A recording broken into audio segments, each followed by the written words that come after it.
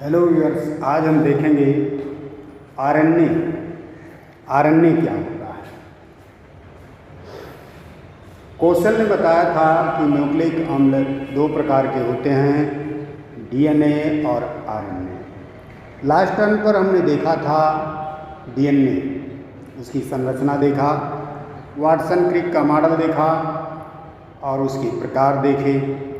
आज हम चर्चा करेंगे आरएनए की। राइबोन्यूक्लिक एसिड जो दूसरे प्रकार का, यह लगभग सभी कोशिकाओं के केंद्रक में, कोशाद्रव्य में, माइटोकॉन्ड्रिया में, गोल्गी बॉडीज में, विशेष तौर से राइबोसोम्स में पाए जाते हैं। आरएनए प्रोकैरियोटिक कोशिकाओं में भी पाए जाते हैं। आरएनए का मुख्य काम प्रोटीन संश्लेषण में सहायता करना है, इसीलिए यह आनुवंशिक सूचनाओं का कोशिकाओं के अंदर वाहक होते हैं। ध्यान रखें, आनुवंशिक सूचनाओं का पीढ़ी दर पीढ़ी वाहक डीएनए होता है, लेकिन कोशिकाओं के अंदर आनुवंशिक सूचनाओं का यह वाहक होता है। यानी उसी कोशिका के अंदर डीएनए से आनुवंशिक सूचना को लाकर राइबोसोम्स को देता है और राइबोसोम्स उसके अनुरूप प्रोटीन का निर्माण करता है। तो अब देखते हैं आरएनए की संरचना। आरएनए जो है एक स्ट्रैंड की इकाई होती है, इस तरह से। एक इसकी द्विकुंडलीय संरचना नहीं होती है, इसकी एक कुंडलीय संरचना होती है जो पॉलीन्यूक्लियोटाइड श्रृंखला का बना होता है। डीएनए की भांति यह भी पॉलीन्यूक्लियोटाइड होता है, लेकिन डीएनए में डीऑक्सी पॉलीन्यूक्लियोटाइड होता है, आरएनए में राइबो पॉलीन्यूक्लियोटाइड होता है। दोनों को संक्षेप में हम न्यूक्लियोटाइड ही कहते हैं।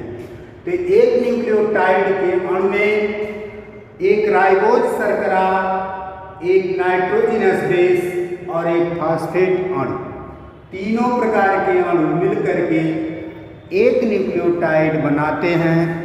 यह एक न्यूक्लियोटाइड एक दूसरे से फास्फोडाइस्टर बॉन्ड बनाकर जुड़ते जाते हैं और फिर एक लंबी रेखीय चेन, रेखीय श्रृंखला बन जाती है, इसे आरएनए कहते हैं।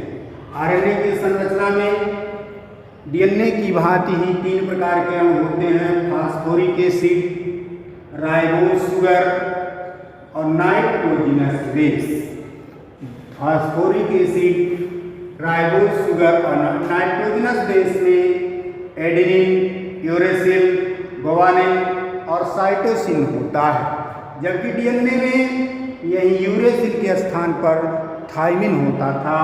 परंतु आरएनए डीएनए में ये अंतर है कि आरएनए में थाइमिन नहीं होता, यूरेसिल होता है और राइबोज शुगर होता है, जबकि डीएनए में डीऑक्सी राइबोज शुगर, यहाँ थाइमिन होता है।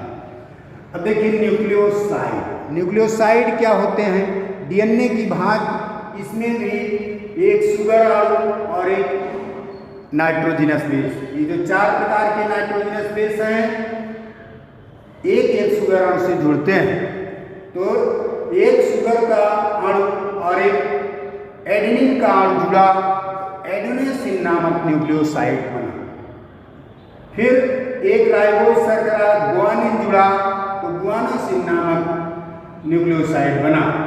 फिर राइबोज शुगर से यदि साइटोसिन जुड़ा तो साइटिडीन नामक न्यूक्लियोटाइड साइड बना।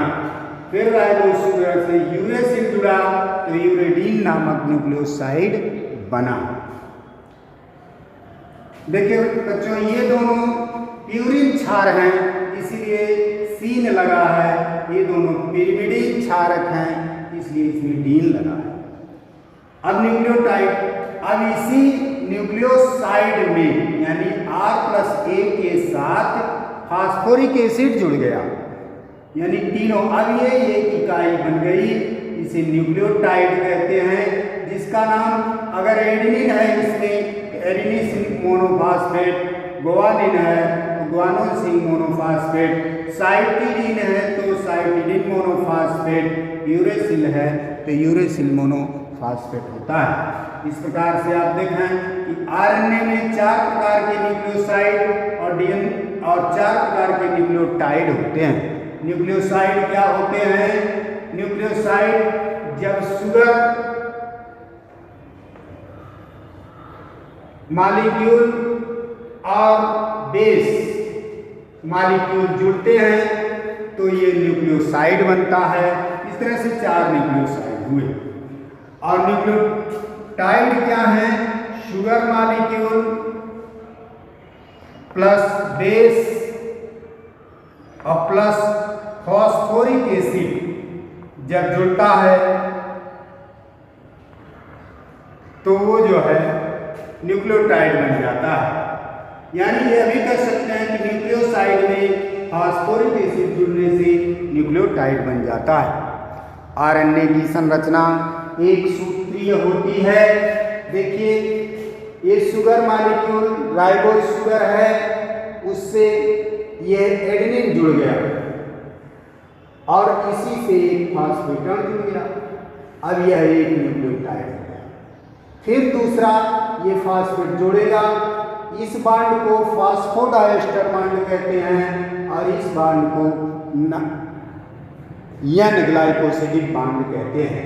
यह बांड एन ग्लाइकोसिडिक बांड है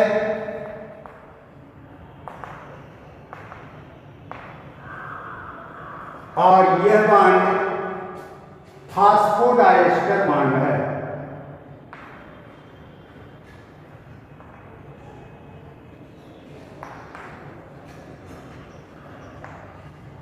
दोनों बांड का नाम है जो नाइट्रोजनस बेस, चाहे ये जुड़े ये जुड़े ये जुड़े ये सब बांड नाइट्रोजनस ग्लाइकोसिडिक बांड है, ग्लाइकोसिडिक बांड। और ये जो बांड बने हैं ये सब ये फॉस्फोडाइएस्टर बांड है, ये है। तो इस तरह से आरएनए की संरचना में क्या है कि एक राइबोज शुगर, एक फास्फोरिक एसिड और एक नाइट्रोजनस बेस मिलकर न्यूक्लियोटाइड बनाता है और ऐसे पॉलीन्यूक्लियोटाइड चेन श्रृंखला आरएनए होती है।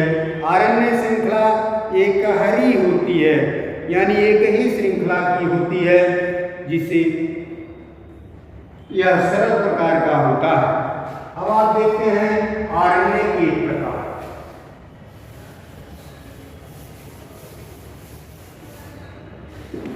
आरएनए के प्रकार। आरएनए मुख्यतः संरचना और कार्य के आधार पर 3 प्रकार के होते हैं। Number 1 RNA, ribosomal RNA. Number 2 tRNA, transfer RNA. और नंबर 3 एमआरएनए, मैसेंजर आरएनए। 3 तरह के आरएनए होते हैं। राइबोसोमी आरएनए यानी ये राइबोसोम्स पर रहते हैं और प्रोटीन संश्लेषण का कार्य करते हैं। राइबोसोमी आरएनए का पता टीसियर्स ने लगाया था, जो 80% कुल आरएनए के 80% होते हैं। कुल आरएनए जितना कोशिका में होता है उसके 80% मात्रा राइबोसोमी आरएनए का होता है, जो प्रायः रेखीय आकार में होते हैं, जिनमें प्रोटीन के अणु लगे रहते हैं। अर्थात अगर इसकी संरचना का चित्र बनाया जाए ऐसे ही प्रोटीन अणु, फिर यहाँ पर प्रोटीन अणु, फिर यहाँ पर, फिर ये प्रोटीन अणु मिलते हुए चले जाते हैं, फिर ये प्रोटीन अणु ऐसे मिलते हुए चले जाते हैं। ये राइबोसोमी आरएनए होते हैं, जिसमें 16S आरएनए होता है और 23S आरएनए होता है, 5S आरएनए होता है। अर्थात 23 के अवसादन गुणांक पर ये पृथक होते हैं, कुछ 16 के अवसादन गुणांक पर पृथक होते हैं, कुछ 5 के अवसादन गुणांक पर पृथक होते हैं। यह आरएनए का मुख्य कार्य, इस प्रकार के आरएनए का मुख्य कार्य जो है वह है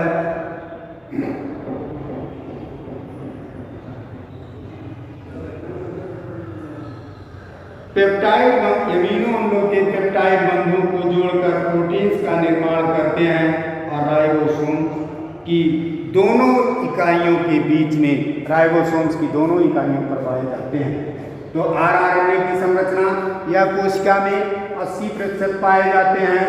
इनकी संरचना रेखीय होती है, जो प्रोटीन अणुओं के साथ जुड़ करके शाखित और जटिल बनाती हैं। ये सबसे सरल प्रकार के आरएनए हैं जो राइबोसोम्स पर पाए जाते हैं और राइबोसोम्स पर प्रोटीन संश्लेषण में सहायता, एमिनो अम्लों को पॉलीपेप्टाइड श्रृंखलाओं से जोड़ने में सहायता करते हैं। दूसरा है ट्रांसफर आरएनए। ट्रांसफर आरएनए, जो ट्रांसफर आरएनए होता है उसकी संरचना जो है उसमें 70 से 75 न्यूक्लियोटाइड श्रृंखलाएं होती हैं। ट्रांसफर आरएनए में क्लोवर लीफ मॉडल की संरचना दी गई है, वो देखें, क्लोवर ने इसको दिया है clover leaf model. Transfer RNA में क्लोवर लीफ मॉडल है जिसमें ये जो है देखें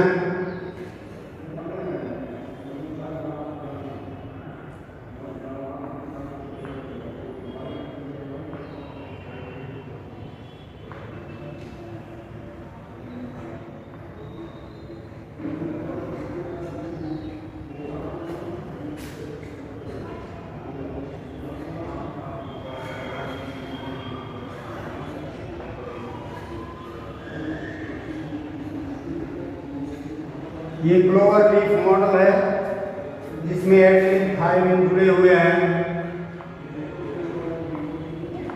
ये इस तरह से चतुर्भुजीय आकृति बना लेता है।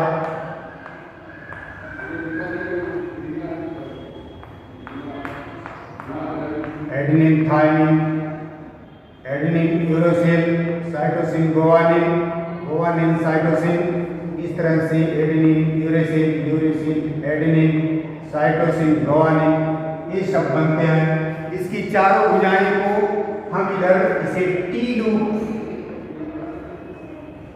लूप कहते हैं और इसे डी लूप कहते हैं।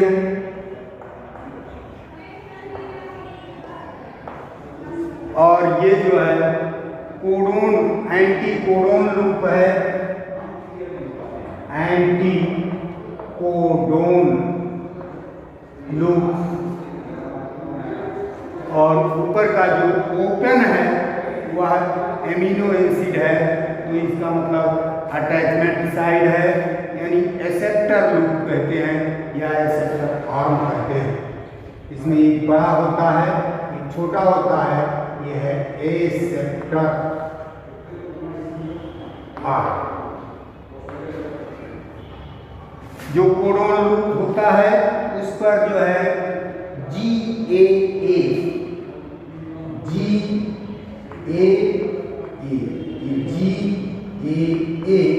कोडोन होता है। और ये बड़ी वाली साइड जो है वो 3' पर एंड होती है और ये छोटी वाली क्या है 5' पर एंड होती है। इस तरह से यह क्लोवर लूप मॉडल है जिसमें जो है एमिनो अम्ल के अटैचमेंट साइड होता है, जहाँ से tRNA 3' के सिरे पर हाइड्रॉक्सिल समूह होता है, यहाँ पर OH समूह होता है और OH समूह से जो है ATP की उपस्थिति में एमिनो अम्ल जुड़ते हैं। यानी ये सेप्टर साइड पर एमिनो अम्ल जोड़े जाते हैं क्योंकि वहाँ हाइड्रॉक्सिल साइड होता है। यह क्रियाशील होता है और उससे जो है जुड़ता है। इस पर DHE एंजाइम काम करता है। एंटीकोडोन साइट जो है वह mRNA कोडोन की जांच करता है या ट्रिपलेट होता है। या कॉम्प्लीमेंट होता है, और जो रिकॉग्नाइज क्षेत्र है यह टीआरएनए से जुड़ने का कार्य करता है। दोनों लूप इसके डी लूप और सी लूप स्वतंत्र होकर इसे ऊर्जा प्रदान करते हैं। इस तरह से यह क्लोवर लूप मॉडल का चित्र बनाएं और ये लिखें। तीसरा है ये टीआरएनए, तीसरा है मैसेंजर आरएनए, तीसरा है एमआरएनए। एमआरएनए जो है संदेशवाहक आरएनए है, इसका पता जैकब ने लगाया था। जैकब के अनुसार यह आरएनए एक श्रृंखला में ऐसे उलझी हुई ये भांति होती है, अनेक अनियमित आकार से sugar phosphate, adenine, uracil, cytosine, guanine, ऐसे एक श्रृंखला रूप में ये जुड़ते चले जाते हैं। ये है टीआरएनए,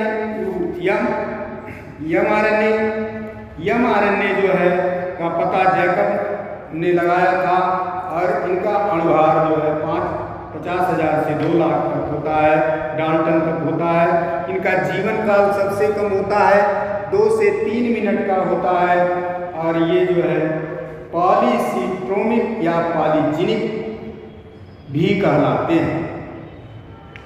इस तरह से यह आरएनए 3 तरह का हो जाता है और जो है उसे पता लगाया जाता है।